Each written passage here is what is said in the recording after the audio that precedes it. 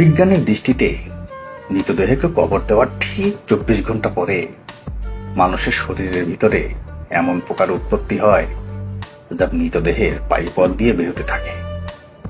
তৎসহ এমন দুর্গন্ধ ছড়ায় যা সহ্য করা অসম্ভব। আর এই দুর্গন্ধ পোকার সমগোত্রীয় পোকাদের নিমন্ত্রণ দেয়।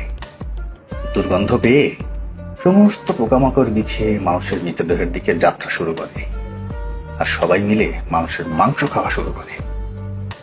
কবরস্থ করার 3 দিন পরে সবচেয়ে প্রথমে নাকের অবস্থা খারাপ হতে শুরু করে এবং পচন ধরে যায়। 6 দিন পরে নখ খসে পড়তে থাকে। 9 দিন পরে চুল খসে পড়া শুরু হয়। মানুষের শরীরের সমস্ত লোম ঝরে পড়ে আর পেট ফোলা শুরু হয়ে যায়।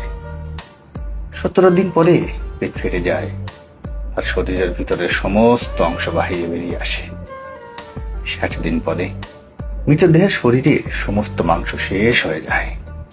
মানুষের শরীরে এক টুকরো মাংস অবশিষ্ট থাকে না। 90 দিন পরে সমস্ত হাড় একে অপরের থেকে পৃথক হয়ে যায়।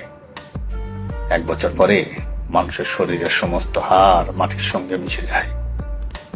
আর যে মানুষের মৃতদেহ কবরস্থ করা হয়েছিল তার সমস্ত অস্তিত্ব মুছে যায়। অতএব ভাই বোনেরা বলুন, মানুষের এত অহংকার, এত আত্মগরিমা, এত হিংসা, এত বিদ্বেষ, এত লালসা, এত নাম, এত সম্মান, এত শক্তি, এত সামর্থ্য, এত ধন দৌলত, এত ক্ষমতা, এই বাদশাহী কোথায় যায়? সবকিছুই মাটিতে মিশে যায়। মানুষের অস্তিত্ব বাকি আছে। মাটি থেকে সৃষ্টি, মাটিতেই মিশে যায়। অতএব আপনার কিভাবে চলা উচিত তা কি আর নতুন করে বলার দরকার আছে?